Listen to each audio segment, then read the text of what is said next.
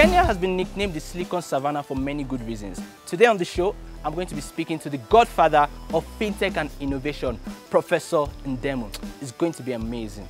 Professor Ndemo, you have one of the most versatile and learned profiles I've ever come across. So not only do you teach entrepreneurship at the University of Nairobi Business School, you are also on the board of M-Pesa, right? So my first question is, how did you get here? Like, what's your story from growing up to now? Well, my story is not too long.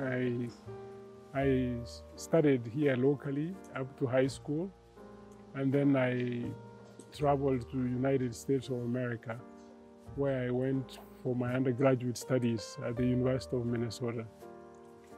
After that, I started working as a financial systems analyst with a Fortune 500 company, and they are the ones who sponsored me to go for my master's in the US. And I worked for them for 5 years. I decided to come home. When I came home, I couldn't get a job, so I decided that I would do some business because I didn't have to wait to look for a job.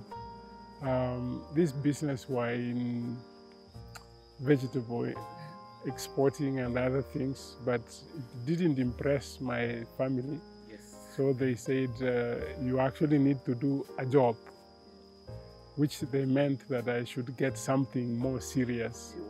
That's African way of thinking. Yeah. So a job came about to teach at the University of Nairobi as an accounting systems lecturer. That's my first appointment, which was a tutorial fellow. How did your mother feel about that? Well, she was very happy that at least when she says I'm at the university, people would say I'm learned. You know, selling vegetables doesn't sound very well that you went to school. Yes. So joining the university, when you join as a tutorial fellow, any promotion would come if you do your PhD. That's how I went back to England, went to England to get my PhD in economics. So this time around, you didn't go to the US? No, I didn't, because I still had some small interests. I wanted to do some business locally. Okay. And England was much nearer than the US. Okay. After teaching accounting, how did you now move to teaching entrepreneurship?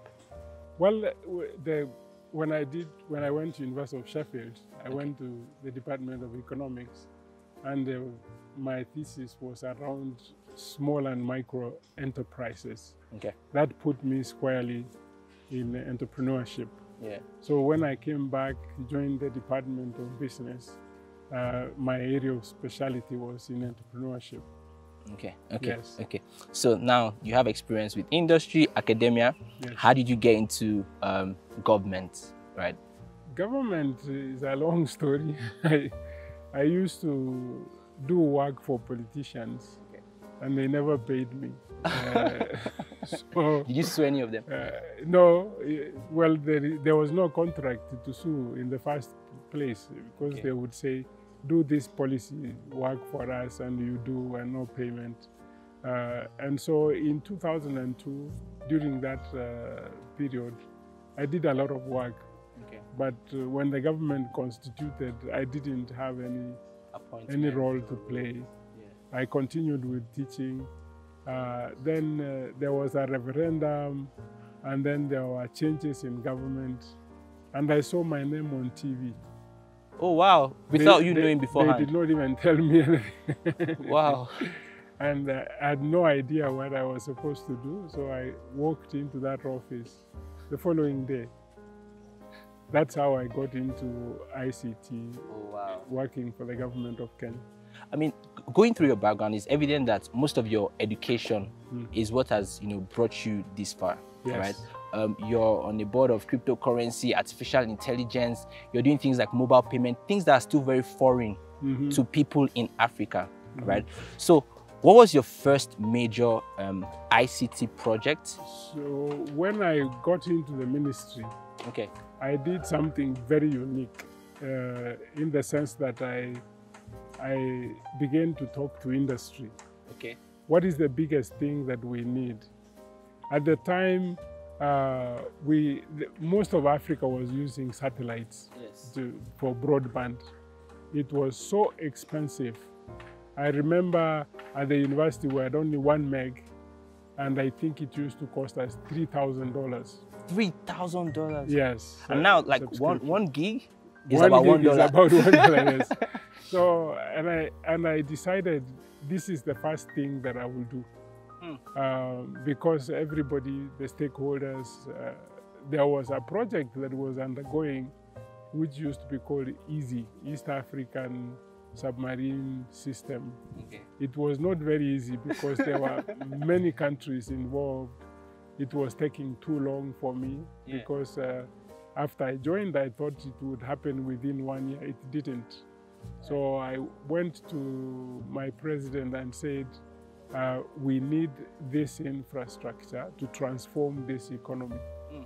And I pitched it from the point of view that we have a lot of youth here who can begin to do work online, business process outsourcing. I traveled to India and I saw what they were doing. Okay. And then I met the author of The World is Flat. And he explained how India succeeded because of the undersea cables. Right. And most people didn't know what the fiber optic was. What year was this? This was in 2007. Okay. So I decided that this is what I would get and see whether we can get our young people to get into this space and to do work. Yeah. So I pursued it. I had permission from the president. At the time, nobody believed that one country could deploy the cable. And I had faith that I would use the public-private partnerships to do it. Yes.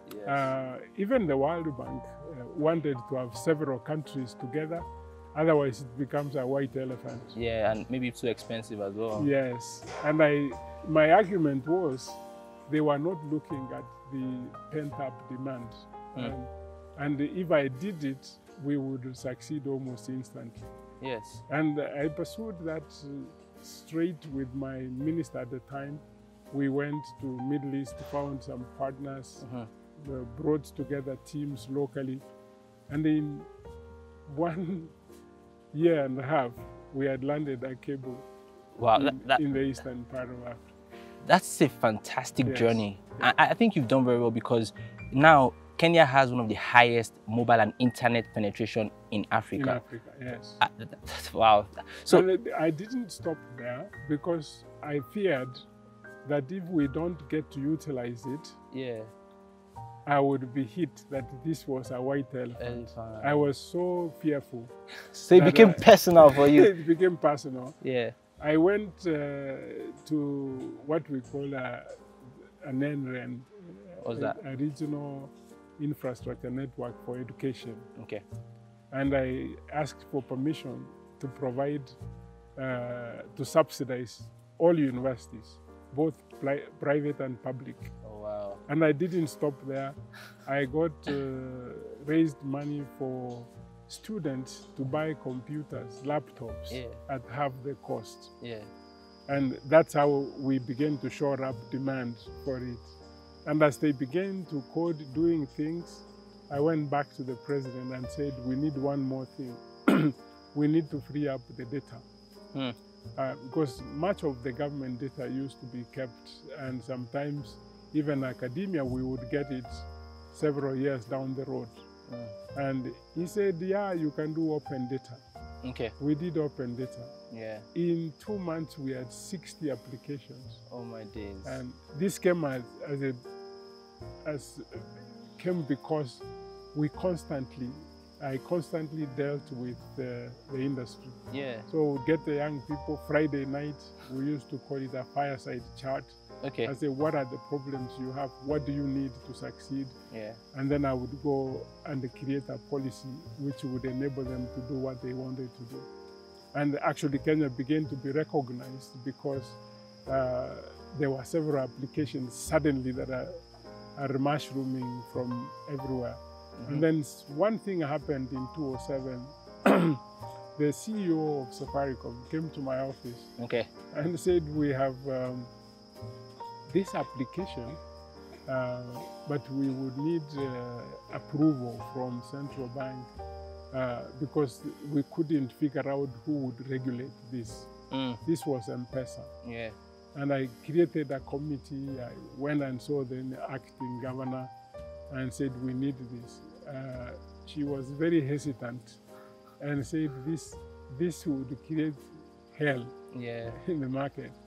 But I was persistent. I decided to see my colleague at Treasury and explained to him, we need to try anyway. Yeah. But luckily, we got a new governor in the central bank. Okay. And we worked very closely together. Yeah. We kept on consulting with the president that we don't know what would happen, but it's good to try. And eventually it was cleared and started. Initially at the board, I was sitting at the board of Safaricom at the time. We said that this is going to be for customer retention, because we didn't quite understand which direction it would go. Okay. Then boom, it became a major thing. Yeah. I mean, right now, like mobile money, 40% comes from Kenya. Mobile money payments and transactions in the world, 40% comes from Kenya. So definitely it has taken off. And you know, you just even segueing into how M-Pesa came to be accepted in Kenya answered my next question. Well, it was very funny. Even very educated people could not believe that if I deposited my money, I can send an SMS, short messaging, to someone and they would access the money. They didn't believe it. It took a while, but there was a compelling reason why it took up. Wow. Because most people in urban centers are the ones who sustain those in rural areas. Yes. So every end of the month you send it to somebody who is cleaning your house at home, or somebody.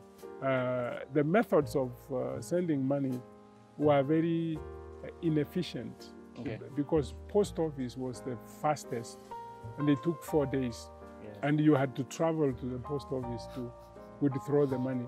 Others were using taxis, or if you are going that direction, here is an envelope. Of course, they knew you are carrying money, so sometimes it never reached the destination. So there was a proper value proposition when it came out, and the people began to test with a little money, 500, then 1,000, to a point where now they trusted.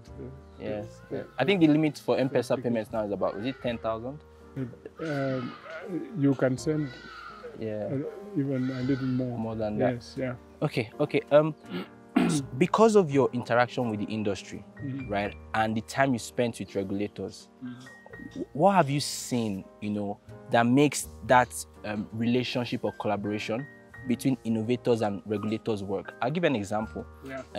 In other countries like Nigeria, right, some of the regulations, when they don't understand it, they sort of just put a stop to it, right? That's what the regulators do. Yeah, so like, how do you think regulators and innovators can work better together, especially given your experience? Yeah, what they must know, and what even other countries are beginning to do, is that innovation comes first. Yes.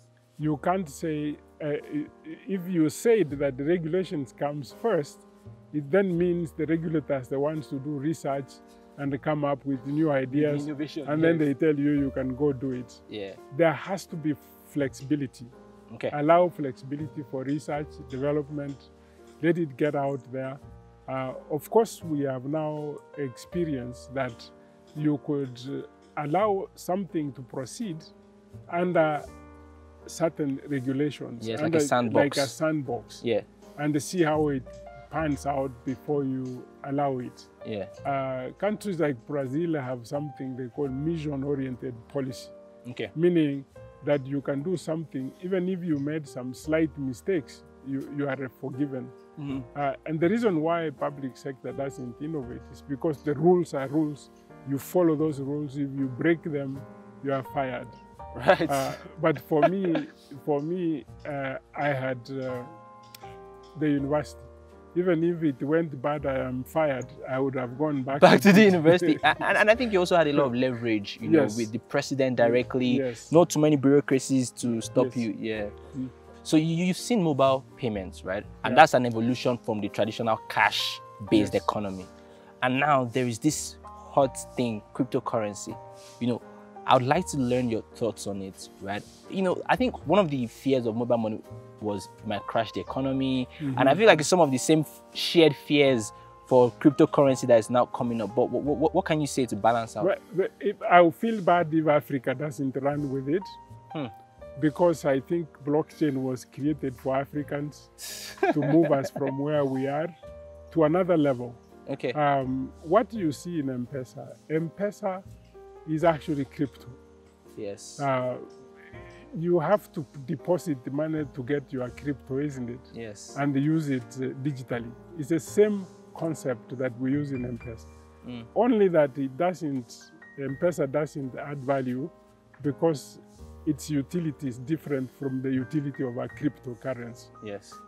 Meaning that a crypto based on the resources that you have should increase in value if the resource is decreasing. Meaning, yes. if you say, for example, we go to Congo, because everybody goes to Congo to get cobalt, isn't it?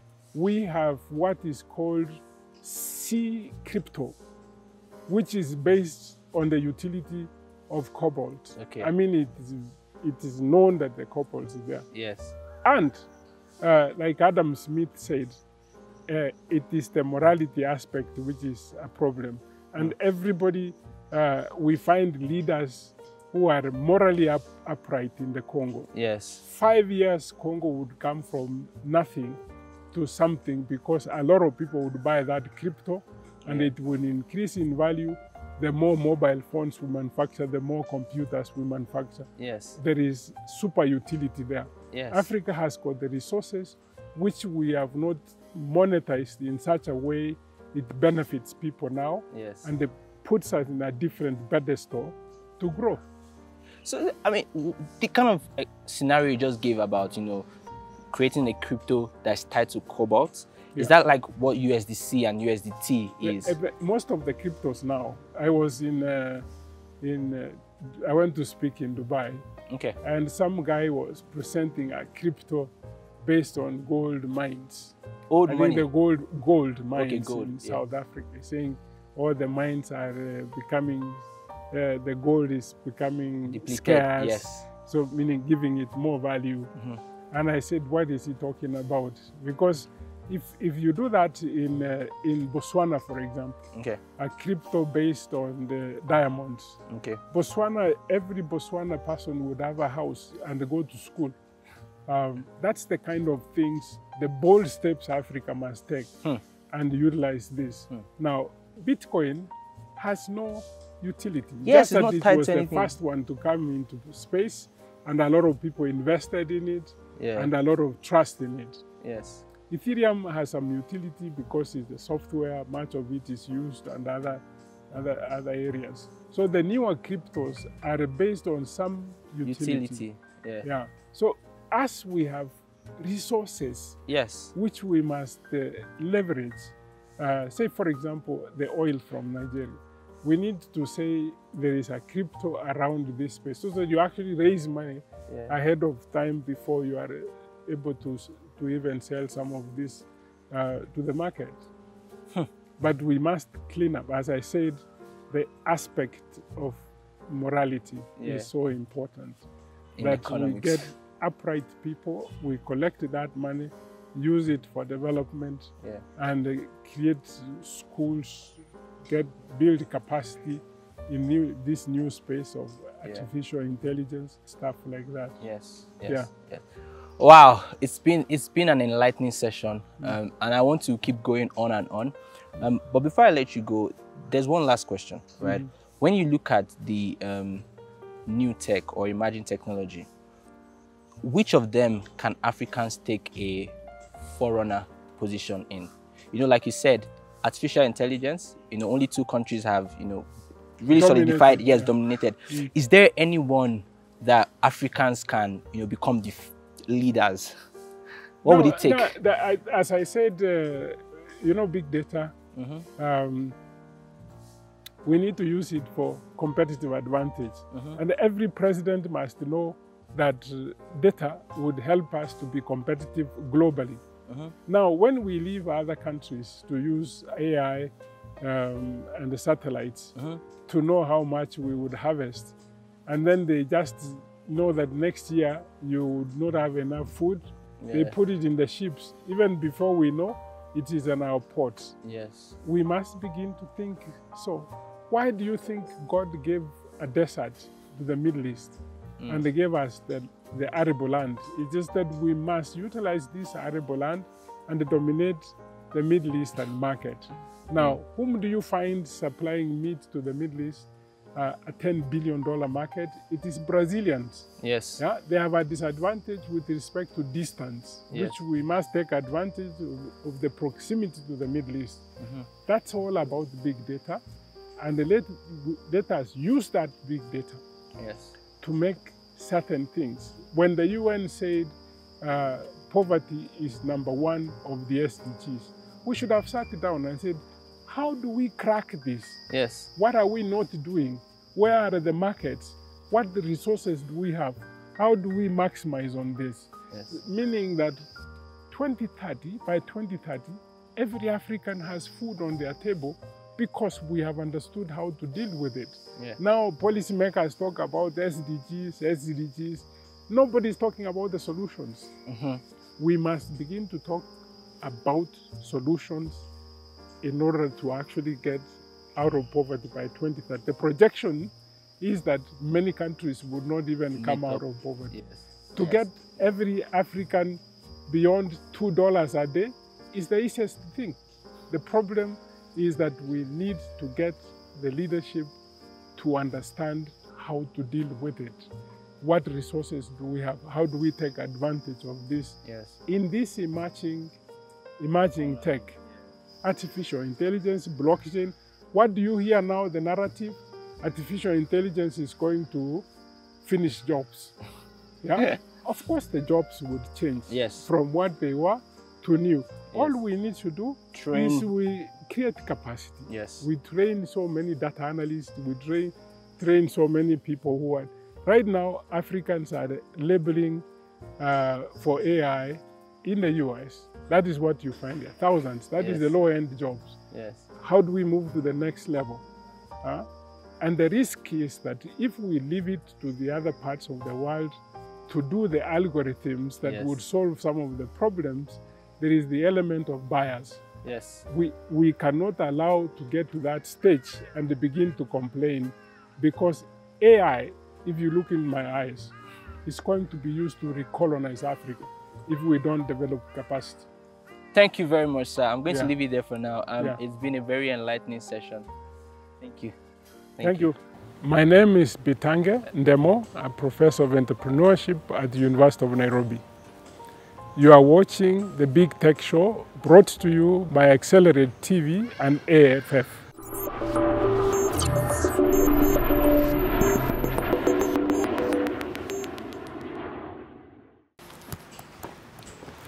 It's been an amazing conversation with Professor Ndemo, who is a professor of entrepreneurship at the University of Nairobi. He shared tips on how Africa could leapfrog poverty and become the leaders in technology in the world. Keep watching the Big Tech Show.